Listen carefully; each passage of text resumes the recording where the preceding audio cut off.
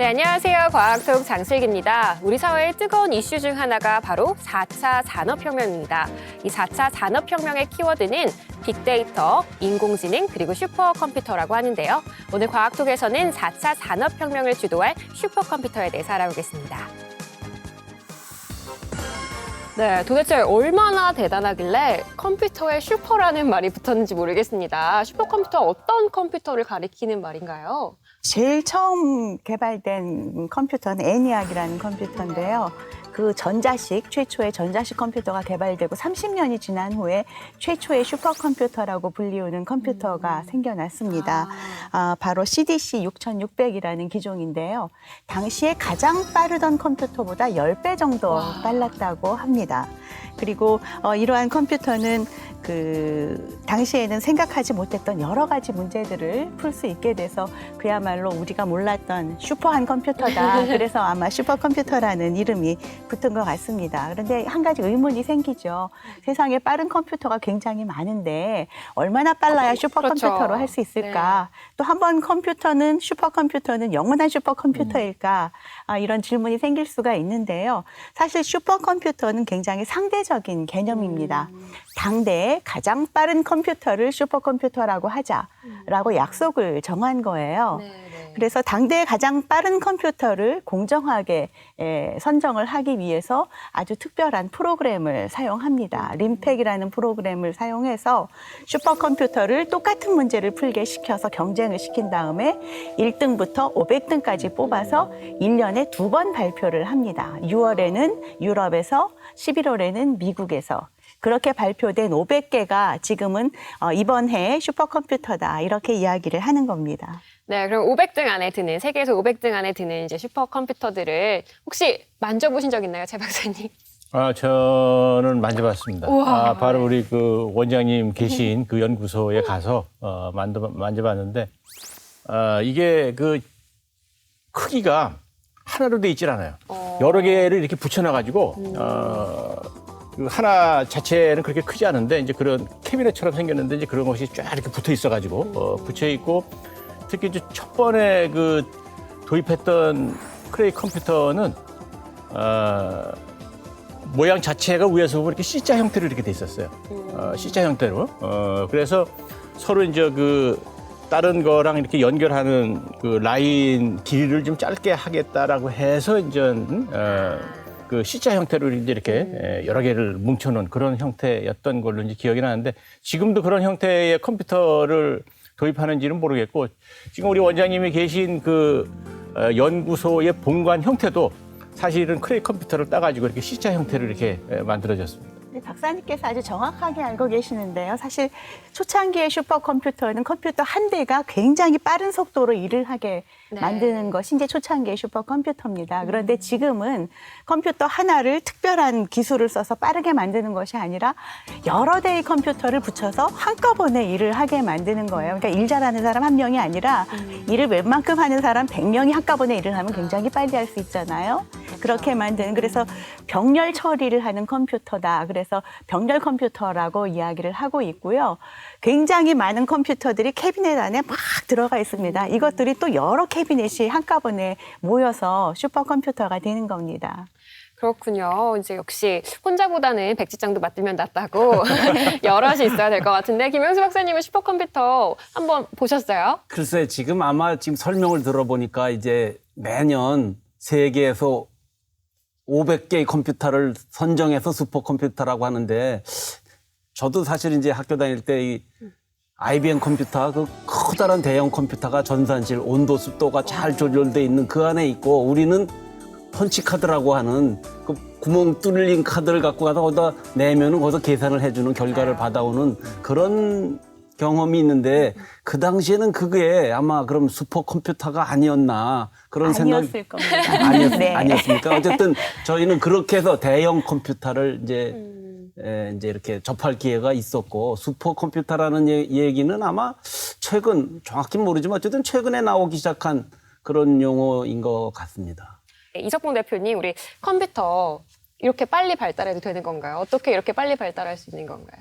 컴퓨터 처음 시작된 거는 우리 혹시 이미테이션 게임이란 그 영화 보셨나요? 그게 그 2차 세계대전 때 독일군의 암호를 풀어내기 위해서 앨런 튜링이란 튜링. 그 수학자가 만든 그러한 그 기계인데 그게 컴퓨터의 최초라고들 얘기를 하고 그러거든요.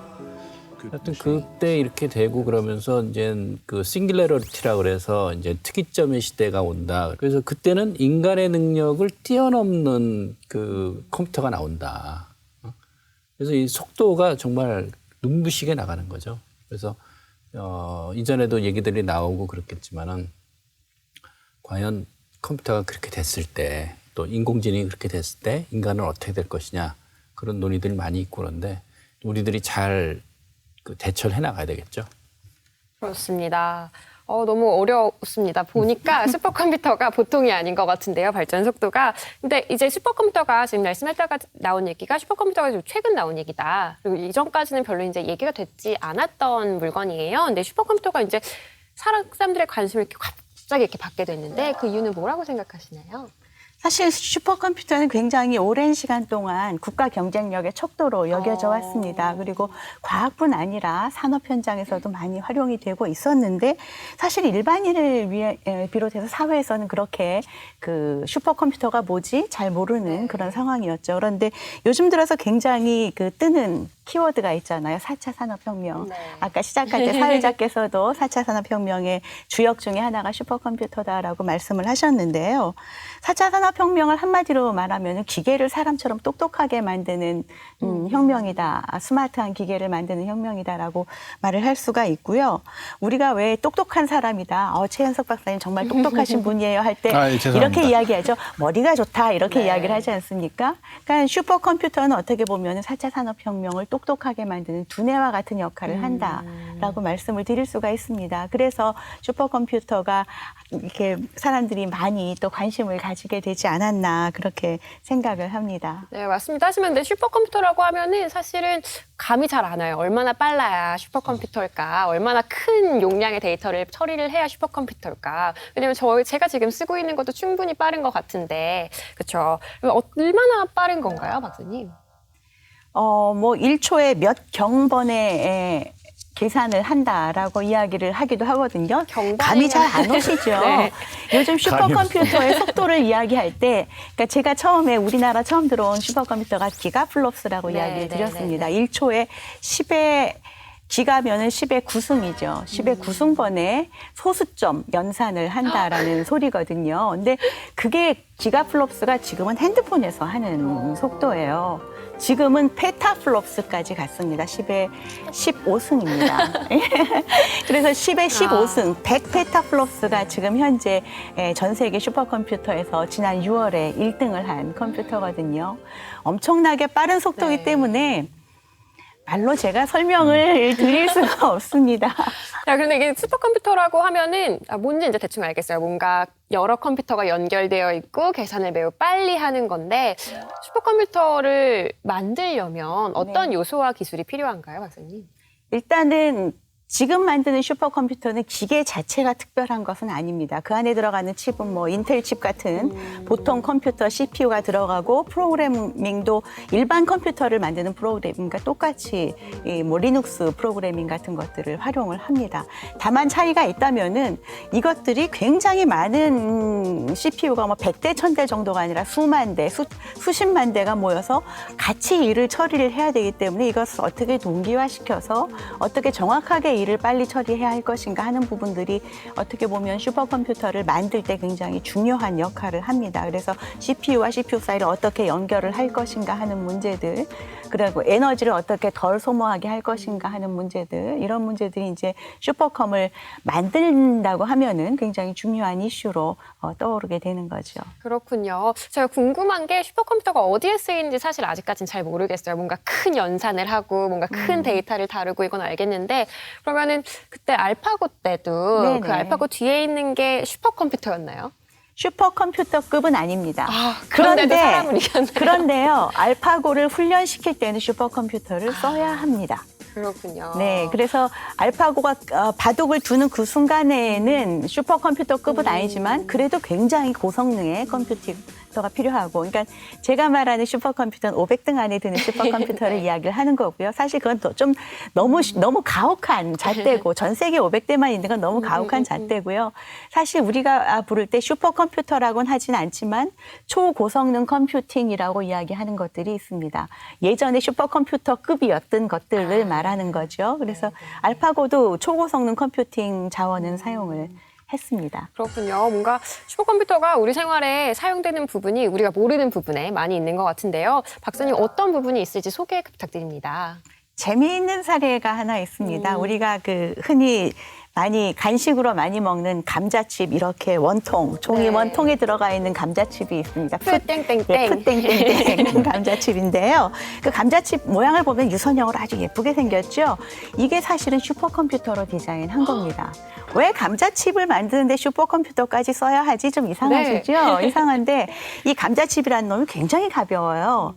그런데 이걸 사람이 일일이 손으로 할 수는 없잖아요. 이게 컨베이어 벨트에 실려서 나오다가 튀겨도 지고 거기에 뭐 치즈가루도 뿌려야 되고 양파가루도 뿌려야 되고 하는데 이게 컨베이어 벨트에 이렇게 실려서 날아와서 상자에 당길 때까지 자꾸 날아가는 거예요.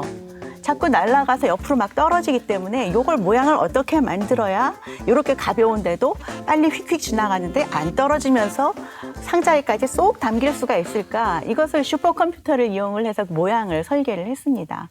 재밌는 점이 또 하나 더 있습니다. 우리 슈퍼컴에도 오류가 날 수 있을 것 같은데요. 네. 만약에 뭐 감자칩도 그렇고 조금만 오류가 나면 사실 망가지는 거잖아요. 이런 것들을 버그라고 한다고 들었는데 이 버그에 관련한 재미난 에피소드가 있다고 들었습니다. 예, 버그라는 말 신기하시죠? 왜 이걸 네. 버그라고 그러지? 버그를 우리 프로그래밍 하는 사람들은 프로그램에 오류가 난 것을 버그라고 이야기를 합니다. 그런데 사실 이 버그란 이야기의 어원을 따져가 보면은 정말 버그가 있어요. 곤충이. 네, 곤충이 있어요. 옛날 컴퓨터들은 뭐 진공관, 그다음에 릴레이, 전선 이런 것들이 방 하나를 가득 채우고 있는 것이 이제 옛날 초창기의 컴퓨터였습니다. 근데 해군에서 운영을 하던 마크2라는 컴퓨터 룸이죠. 오류가 나서 아무리 찾아도 그 오류를 잘 못 잡겠는 거예요.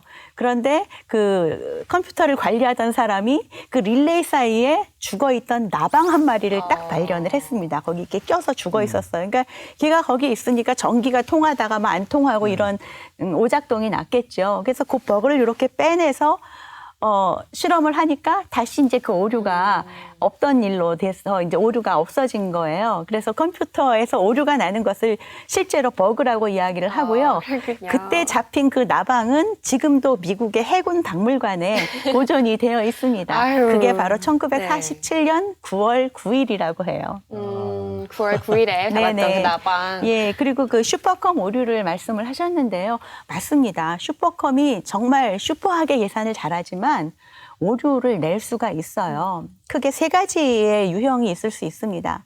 첫 번째는 데이터가 잘못된 경우입니다. 왜 우리가 흔히 그 빅데이터 이야기할 때도 가베지 인, 가베지 아웃 이런 그렇죠. 이야기를 하지 않습니까? 쓰레기가 들어가면 쓰레기가 나올 수밖에 없는 것처럼 슈퍼컴퓨터도 마찬가지로 계산을 하기 위한 기본적인 데이터가 잘못되면은 잘못된 결과를 낼 수밖에 없습니다. 두 번째 오류는 프로그램의 오류입니다. 그러니까 맞지 않는 프로그램 또는 맞지 않는 논리, 알고리즘이라고 이야기를 하는데요. 이런 것을 사용을 하면은 당연히 슈퍼컴은 잘못된 답을 낼 수밖에 없습니다. 근데 이제 아까 박사님 기상청 말씀을 하셨는데요. 사실 세계에서 아무리 좋은 컴퓨터를, 세계 최고의 컴퓨터를 가지고 있다고 하더라도 잘못된 데이터가 들어가고, 그러니까 측정 장비 하나하나가 올바른 데이터를 넘겨주어야지 계산을 똑바로 할 수 있거든요. 그리고 우리나라 실정에 딱 맞는 기상 예측 프로그램이 있어야지 제대로 된 결과가 나올 수가 있는 것입니다. 그리고 세 번째 오류는 이건 정말 풀기 어려운 오류인데 슈퍼컴퓨터 자체의 오류가 발생할 수가 있어요. 거기에 대한 아주 재미있는 예가 있습니다. 2003년에 미국 로스알라모스 국립연구소에 세계 2등의 컴퓨터가 있었어요. 네. 그런데 얘가 1시간마다 한 번씩 죽는 거예요. 그래서 얘가 왜 이렇게 자꾸 죽나 조사를 해봤더니 우주선, 스페이스 셔틀이 아니고요. 코스믹 레이, 우주에서 내려오는 우주선이 이 미세한 컴퓨터 회로에 어떤 영향을 미치는 겁니다. 그래서 비트 하나씩을 자꾸 바꿔놓게 되는 거예요. 이것을 과학자들이 밝혀냈습니다. 이런 오류를 어떻게 줄이면서 슈퍼컴을 만들겠느냐 하는 것들이 앞으로 그 차세대 슈퍼컴퓨터 개발에도 아주 큰 이슈가 될 거라고 생각합니다. 그렇군요. 뭔가 슈퍼컴퓨터 하면 클 것 같은데 굉장히 연구하는 분야 굉장히 마이크로한 것 같습니다. 그래서 이런 슈퍼컴퓨터를 발전시키기 위해서 또 뭐 미국은 당연할 테고 중국 그리고 유럽 여러 나라가 뛰어들고 있다고 들었는데요. 현재 이 나라들이 슈퍼컴퓨터에 이렇게 전력 투구를 하는 이유와 현재 1위는 어딘가요? 궁금하시죠? 네. 사실 그 중국이요. 3년 동안 1등을 하고 있어요. 다 뺏겼네요. 네, 다 뺏겼습니다. 중국이 3년 동안 1등을 하고 있는데 사실 지난 3년간 1등을 한 게 30페타플러스라는 테너라는 시스템이에요. 밀키웨이라고 하는 것이고요. 올해 6월에 경천 동지할 일이 일어났어요. 사실 30페타가 3년 동안 1등을 하면서 이 정도면 이제 더 이상은 없겠구나. 왜냐하면 1등이 해마다 막 바뀌었는데 3년을 얘가 내리하니까 안 바뀌겠거니 생각을 했는데 올해 6월에 프랑크푸르트에서 저도 거기 있었거든요. 인터내셔널 슈퍼컴퓨팅 컨퍼런스 해마다 6월에 처음 탑 500을 발표합니다. 그 해의 탑 500을. 그런데 거기서 중국이 션웨이라고 100페타플롭스급 지금 있는 것보다 3배나 빠른 슈퍼컴퓨터를 발표를 해버린 거예요. 급이 다르네요. 예, 1등이 돼버렸죠. 그런데 더 아이러니한 거는 그 올해 1월에 오바마 대통령이 그 미국의 그 슈퍼컴퓨터 이니셔티브를 발표를 하면서 2017년까지 미국에서 100페타플롭스를 발표를 해서 1등 하겠다라고 발표를 했어요. 그런데 6월에 중국에서 그걸 딱 발표를 해버리니까 완전히 뭐 뻘쭘해진 거죠. 그 미국이 지금 뭐 난리가 그렇네요. 겉으로 말은 안 해도 아마 난리가 났을 거예요. 그래서 그 지금 뭐 세계 탑3는 어떻게 보면 미국, 중국, 일본이 세계 탑3라고 볼 수가 있는데요. 이 세 나라는 이미 차세대 슈퍼컴퓨터, 엑사스케일 슈퍼컴퓨터, 지금 페타라고 제가 말씀드렸잖아요. 지금 세계 1위가 0.1 엑사예요. 그러니까 100페타니까. 엑사급 컴퓨터를 개발하려는 그 전쟁이 이미 물밑에서 진행 중이에요. 미국은 2012년부터 엑사 슈퍼컴퓨팅을 만들겠다. 2018년까지 만들어 보겠다라고 이야기를 하고 있고 중국은 한술 더 떠서 우리가 2017년, 18년에는 엑사급 프로토타입을 내놓을 거야라고 이야기를 하고 있고 일본도 엑사 스케일 컴퓨터 개발에 대한 로드맵 발표를 해서 세 나라는 지금 뭐 예전에 그 냉전 시대에 러시아와 미국이 경쟁하듯이 슈퍼컴퓨터를 놓고 엄청난 경쟁을 하고 있습니다. 어떻게 보면은 이렇게 강대국 간의 경쟁이 그 대중의 관심을 슈퍼컴퓨터라는 데에 대한 흥미진진한 그 관심을 더 끌고 있는지도 모르겠어요. 질 수 없습니다. 우리나라 뭐 엑사급은 뭐 됐고 페타급 만들 수 있나요? 페타급을 만들려고 지금 준비를 하고 있습니다. 그렇군요. 어디까지 만들 수 있나요, 지금 저 우리나라?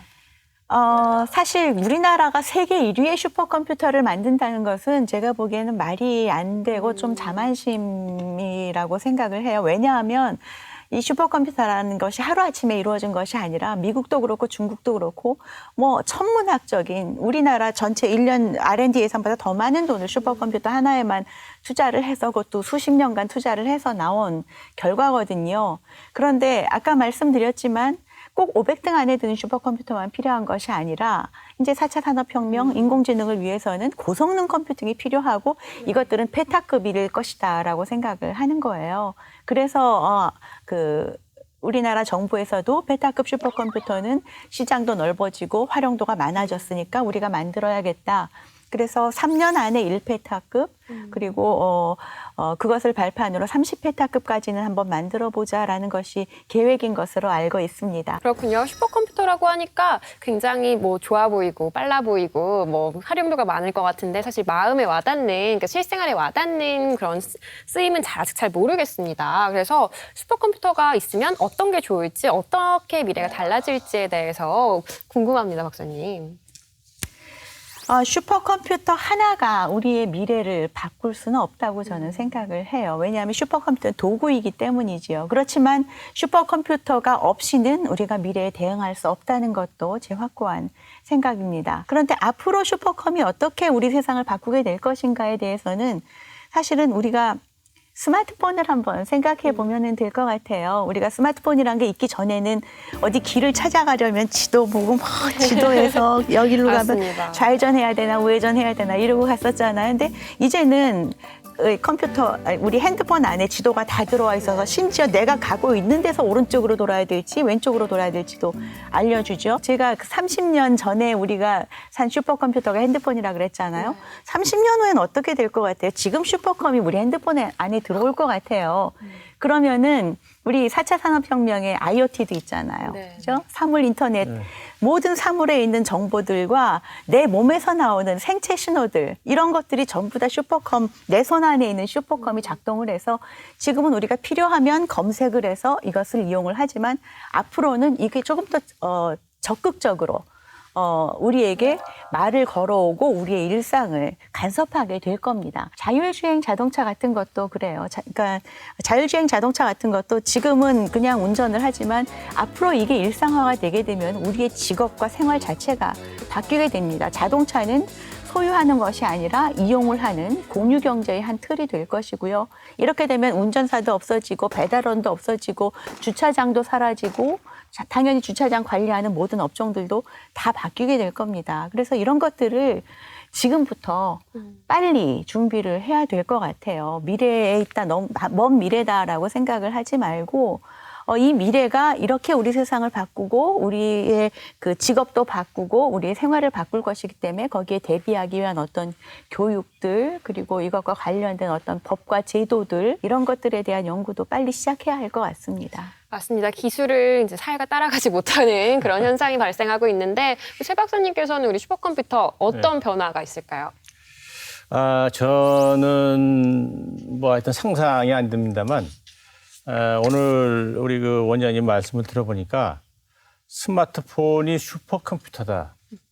뭐 몇 년 전에 슈퍼컴퓨터인데 과연 제대로 활용을 하고 있나 하는 측면에서 상당히 그 반성이 좀 되고 요새는 사실 그 청소년들도 그 어떻게 보면 스마트폰을 하나씩 가지고 있다는 이야기는 사실 그 슈퍼컴퓨터를 하나씩 가지고 있는 거나 마찬가지인데 이거 가지고 그냥 뭐 게임이나 하고 전화만 하는 상태로 활용을 해서 될 것인가. 슈퍼컴퓨터에 걸맞는 그 활용을 할 수 있는 그런 거에 대한 연구도 좀 필요하지 않나 싶은 생각이 듭니다. 빠른 연산을 통해서 좋은 정보를 제공하는 그러니까 그래서 이제 기상이나 이런 것이 굉장히 빨리 바뀌는데 많은 연산이 필요한 그런 것 때 이제 슈퍼컴퓨터가 필요하고 아까 또 잠깐 또 자율주행 자동차도 말씀을 하셨는데 그것도 어떤 사물이 근접한다 하는 거를 빨리 인식을 해서 정지를 시키고 이래야 되니까 그런 경우에 진짜 슈퍼컴퓨터 이런 것들이 필요하고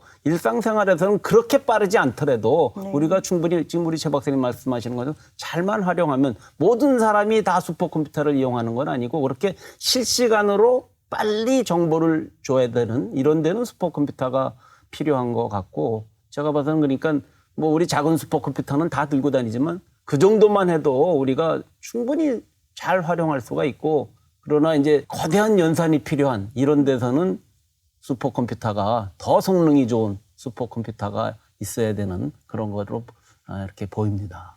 그리고 이석봉 대표님께서는 우리나라 이제 슈퍼컴퓨터 만들지도 못하고 있고 그래서 불만이 많으실 것 같은데 슈퍼컴퓨터 오늘 어떻게 생각하세요? 우리 한 원장님 말씀하셨지만 국가 경쟁력의 척도고 미래 먹거리고 그래서 굉장히 중요하다라고 이렇게 말씀을 하시는데 이 중요성이 지금 제기된 게 아니지 않습니까? 꽤 이전서부터 제기가 됐는데 그동안 사실은 과학적 그 슈퍼컴에 종사하시는 분들이 의견이 나뉘어져 있던 걸로 알고 있습니다. 누구는 만들자, 누구는 사오면 되는데 뭘 만드냐. 결국은 안 만들었어요. 그러니까 우리가 꼭 필요해야지만은 그때 그제서야 움직여 나가는 그러한 성향들이 좀 있는데 이런 부분들은 과학자분들이 좀 더 그 장기적인 안목을 갖고 국가 전체를 운영한다는 측면에서 생각들 좀 하셔야 되지 않을까. 새로운 기계가 오잖아요. 고장 나잖아요. 우리가 못 고쳐요. 거기 또 의뢰해야 돼요. 기본적으로 우리가 그 물건을 만들 수 있는 구조를 알고 그 기술을 갖고 있으면은 고장이라도 고치고 또 응용도 할 수 있는데 우리가 그 기술이 확보가 안 돼 있어요. 그래서 그런 측면에서는 과학자분들이 특히 슈퍼컴이라면 뭐 슈퍼컴에 계신 분들은 슈퍼컴에 대해서 또 다른 분야에 있는 분들 이번에 이제 우리 지진도 일어났는데 지진 관련해서는 지진에 대해서 그 과학자분들이 과연 내가 내 일을 제대로 하고 있느냐 그 부분들은 고민을 많이 해야 된다고 봅니다. 그 과학계를 이렇게 쭉 지켜보게 되면은요, 그 과학이 선진국인 나라랑 우리처럼 이렇게 계속 그거를 뒤따라가는 나라랑 이 차이가 뭔가 이렇게 보면은 과학 선진국들에 있어서의 그 흐르는 그 과학 정책을 결정하는 데 있어서의 세 축이 있더라고요. 그 세 축이 뭐냐면은 현장에서 연구하는 과학자가 계시고요. 그 다음에 그 어디다 투자를 해야 되겠다 의사결정을 하는 관료와 정치인이 있습니다. 그런 다음에 이 두 축을 좌우하는 국민이란 그룹이 있습니다. 그래서 결국 그 국민이란 그룹들이 과학의 흐름들을 알고 어디가 중요하다는 그러한 의견들을 갖고 있기 때문에 그 의견에 따라 가지고 정치인들이 의사결정을 내리고 또 거기에 과학자들 같은 경우에는 자문을 하면서 결국은 그 사람들이 일을 해내고 요 세 축이 삼위일체가 돼가지고 잘 돌아가고 있어요. 우리나라는 어떤가 보게 되면은 과학자 그룹하고 연구하는 그룹하고 의사결정 내리는 그룹만 있습니다. 그러니까 그 정치인하고 관료가 있다는 거죠. 국민이 빠져 있어요. 자, 국민이 빠져 있다 보니까 어떤 일이 벌어지냐면 이런 일이 벌어지는 겁니다. 국민들 같은 경우가 관심을 갖게 되면은 장기적인 프로젝트를 과학자들이 설명을 할 수가 있고 그 부분들에 대해서 동의를 구해서 갈 수가 있습니다. 근데 국민이 거기에 대해서 모르고 있게 되면은 관료들 같은 경우에는 또 정치인들 같은 경우 당장 필요한 일만 하려고 그러지 중요한 일은 안 하려고 그래요. 그래서 이런 그 과학독 같은 게 필요하다고 그러는 건 뭐냐면 계속적으로 국민들이 과학이 결국은 우리들의 먹거리를 마련하는데 굉장히 중요한 거고 그러기 위해서는 이게 어려워 보이지만 계속 끊임없는 관심을 가져가다 보면은 재미도 나오거니와 우리의 생활들을 훨씬 더 효과적으로 가져갈 수가 있다. 그런 부분들을 알지 않나 여겨지는데 여튼 국민들의 관심이 과학 발전에 있어서는 절대 불가결하다. 이런 말씀을 드릴 수 있을 것 같습니다. 그런데 요즘 청소년들이 관심을 가질 만한 과학축제가 있다고 해서 소개해드리려고 합니다. 대한민국 대표 과학축제인 대전 사이언스 페스티벌이 올 가을에 열린다고 하는데요. 10월 마지막 주 22일 토요일부터 그 다음 주 화요일 25일까지 열린다고 합니다. 과학독에서 보셨던 증강현실이라던가 가상현실에 대해서 이번 과학대전에서 보실 수 있다고 하니까요. 대전에 가셔서 과학과 문화가 만나는 자리 즐겨보시기 바랍니다. 네, 지금까지 과학이 우리들에게 주는 시사점을 지켜보고 재미나게 말로 풀어보는 시간 과학톡이었습니다. 오늘은 슈퍼컴퓨터에 대해서 알아봤습니다.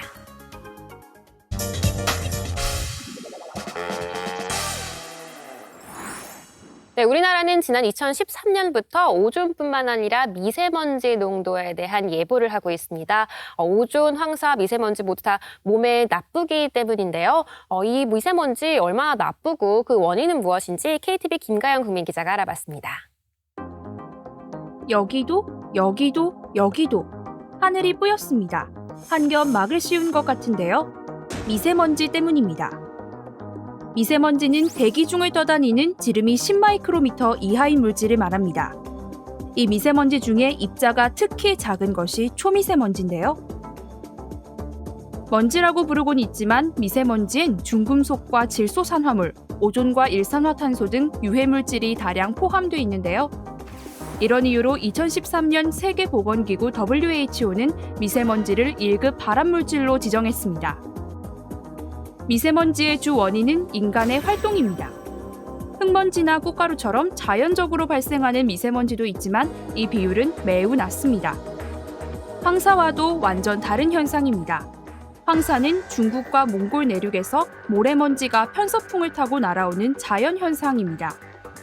미세먼지는 자동차나 공장 굴뚝에서 처음부터 고체 상태로 흩뿌려지거나 공기 중의 질소산화물, 황산화물 등이 화학 반응을 일으켜 만들어지는데요. 조사 결과 한반도 상공의 미세먼지는 화석연료를 태우는 발전과 산업시설, 그리고 자동차를 비롯한 교통수단에서 가장 많이 배출되고 있습니다. 중국의 영향도 만만치 않습니다. 중국발 미세먼지가 한국에 미치는 영향은 작게는 50%에서 크게는 80%대까지로 추정되는데요. 여기에 봄철과 겨울철의 대기 정체 현상, 여름에 집중되는 강수 등 한반도의 기후적인 요건이 더해지면 하늘은 미세먼지로 엉망이 되는 겁니다. 미세먼지는 우리 건강에 나쁜 영향을 미칩니다. 눈병과 비염, 천식을 비롯해서 폐암과 고혈압까지 각종 질환과 관련이 있다는 연구 결과가 연이어 발표되고 있는데요. 불청객 미세먼지를 완전히 없앨 수 있는 방법은 없지만 대응할 꿀팁은 있습니다. 미세먼지가 많은 시간대인 아침과 늦은 저녁에 실외 활동을 자제하고 바깥에 나갈 땐 식품의약품안전처의 인증을 받은 마스크를 착용해야 합니다. 마스크는 세탁하면 효과가 떨어지기 때문에 여러 번 사용하지 않아야 하고요.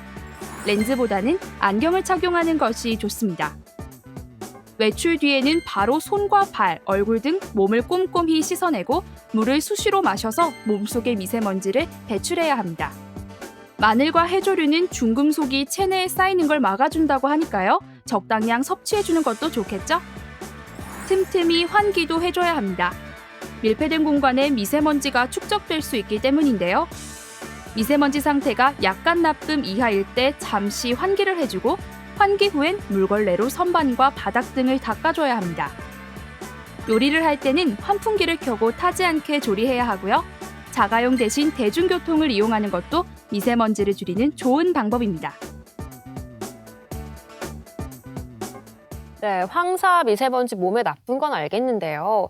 아침, 저녁 시간에 많이 나온다고 하는데 출퇴근 시간인데 어떻게 피합니까? 참, 네, 어렵습니다. 피하기가 참 어려운 미세먼지인데 어떻게 보셨나요, 최 박사님? 뭐 미세먼지 자체가 잘 안 보여서 잘 못 본 거고요.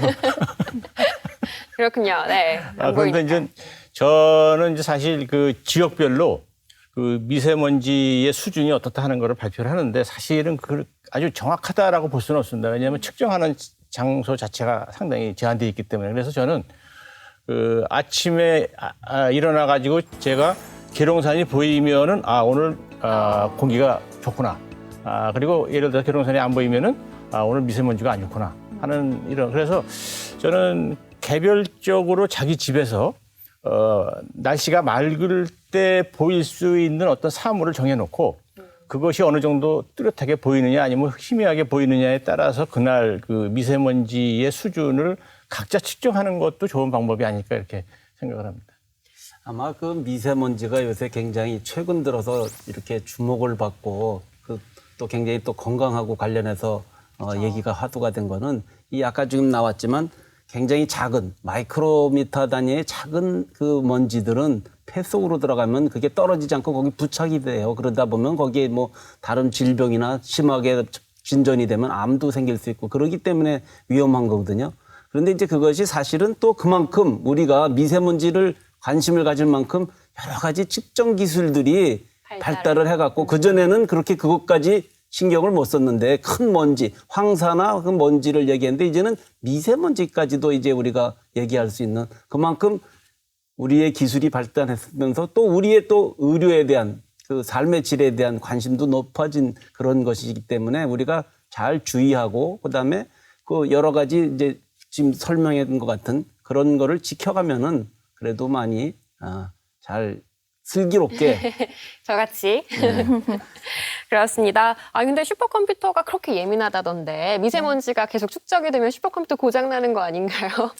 슈퍼컴퓨터, 물론 저희 슈퍼컴퓨터는 방진 장치가 잘 되어 있는 방에 들어가 있습니다. 그런데 사실 국민들이 궁금해하는 것은 오늘 서울의 미세먼지가 어떻지 이게 아니라 우리 아이가 학교를 가야 되는데 지금 우리 동네의 미세먼지는 어떨까 이런 게 굉장히 궁금하실 것 같아요. 그런데 전국에 미세먼지 측정하는 곳은 505곳밖에 안 된다고 합니다. 그나마 수도권하고 부산 지역에 다 밀집이 되어 있어요. 그래서 그리고 또 이 미세먼지를 하루치 먼지를 전부 다 모아서 이걸 가라앉히고 분류를 해가지고 그래서 미세먼지다 아니다를 판별을 한다고 하기 때문에 실시간으로 이것을 어떻게 내가 사는 곳의 미세먼지를 측정을 해서 실시간으로 알려주는 이런 기술들이 빨리 나와야 되겠다라고 생각을 하고 있고요. 또 미세먼지라는 것이 일반적인 마스크로도 안 되고 우리 창틀을 통해서도 다 들어오는 정말 작은 먼지입니다. 그래서 저희 슈퍼컴퓨터 아까 말씀드렸잖아요. 슈퍼컴퓨터를 이용을 해서 미세먼지 미세먼지를 정말 잘 걸러내면서도 숨은 자유롭게 쉬어줄 수 있는 어떤 마스크를 개발을 한다든가 아니면 창틀 디자인, 공기 정화기 디자인 이런 것들을 슈퍼컴퓨터에서 잘 디자인해서 개발할 수 있도록 되었으면 좋겠습니다. 네, 그렇군요. 역시 모든 과학은 연결되어 있는 걸로 예, 참 신기합니다. 들으면 들을수록 이제 이석봉 대표님, 우리 미세먼지 사람들이 걱정을 많이 하고 있는데요. 우리 과학계와 그리고 뭐 정부에서는 어떤 일들을 해야 할까요? 무뚱한 얘기인데요. 미세먼지의 발생 이유 중에 하나가 밀집입니다. 특히 수도권이 과밀이 돼 있기 때문에 그 많은 차량과 교통과 그 혼잡 이걸로 해서 미세먼지가 많이 나오고 있거든요. 사실은 그래서 그런 측면에서는 분산책이 좀 필요하고 또 어떤 정부에서 분산책을 내놓기 전에라도 개개인들이 어떤 그런 미세먼지가 상대적으로 적은 발생하지 않는 곳으로 이주해 나가는 것도 생각해 볼 필요가 있지 않을까 여겨지는데 여튼 우리들이 밀집으로 인해서 과거에는 굉장히 이득이 많았는데 이제는 그걸로 인해 가지고 비용이 발생하고 있다.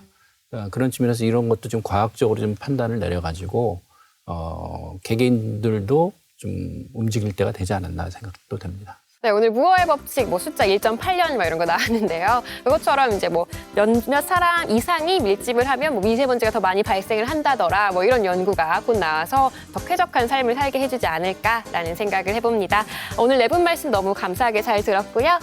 네, 지금까지 과학과 국민 소통하는 시간 과학톡이었습니다. 시청해주신 여러분 고맙습니다. 고생하셨습니다.